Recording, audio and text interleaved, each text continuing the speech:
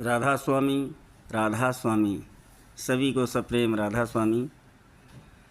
हमेशा अच्छा करो, चाहे अच्छा करने में कुछ तकलीफ भी हो तो उसको सहन कर लो, लेकिन हमेशा अच्छा ही करना चाहिए। बुरा किसी के लिए करने की तो छोड़ो, सोचना भी नहीं चाहिए। इसी पर आओ एक कहानी सुनाते हैं। एक औरत अपने परिवार के सदस्यों के लिए रोज़ाना भोजन पकाती थी और एक रोटी वह वहाँ से गुजरने वाले किसी भी भूखे के लिए पकाती थी।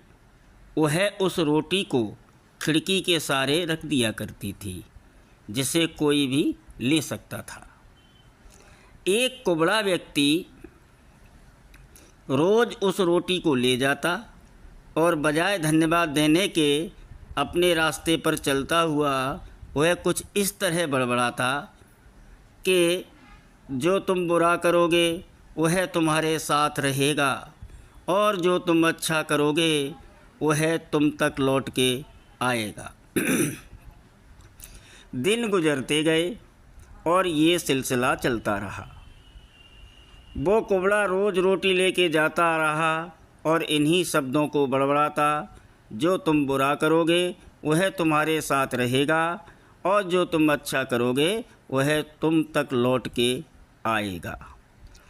वह औरत उसकी इस हरकत से तंग आ गई और मन ही मन खुद से कहने लगी कि कितना अजीब व्यक्ति है, एक शब्द धन्यवाद का तो देता नहीं है और ना जाने क्या क्या बड़बड़ाता रहता है, मतलब क्या है इसका।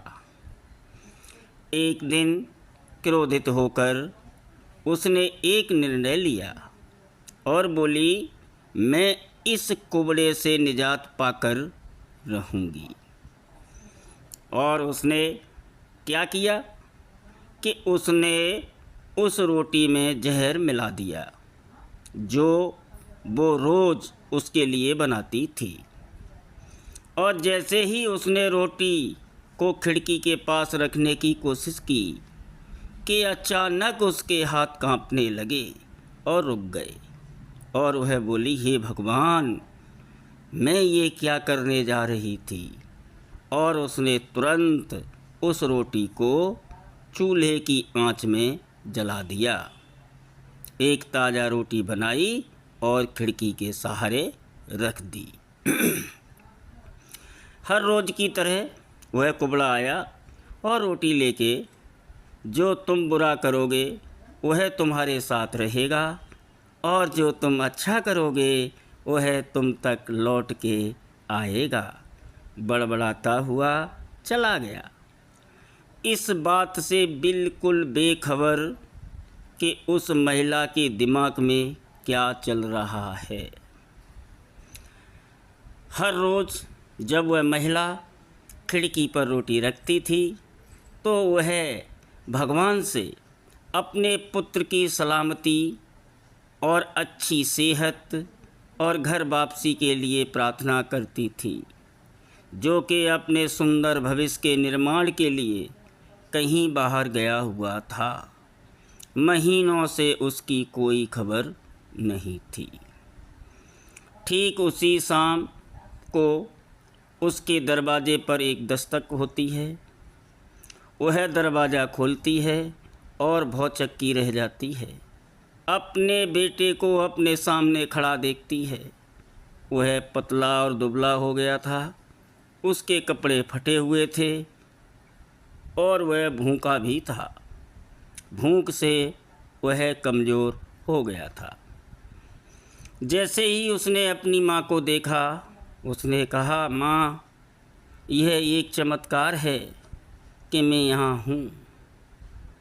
आज जब मैं घर से 1 मील दूर था, मैं इतना भूखा था कि मैं गिर गया, मैं मर गया होता।